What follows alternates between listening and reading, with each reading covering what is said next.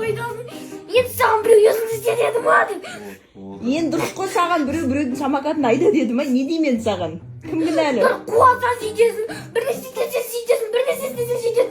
Бір аузынан жақсы сөз шыға ма, а? Итакта аяғым кесіліп кеткенде.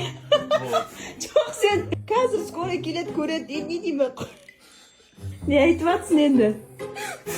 Кім кінәлі? Нерв мотивация сен. Сен өзің сондай болса, біз саған ашитынды, біз саған жанымыз ашиды, сен болсаң өзің отырасың.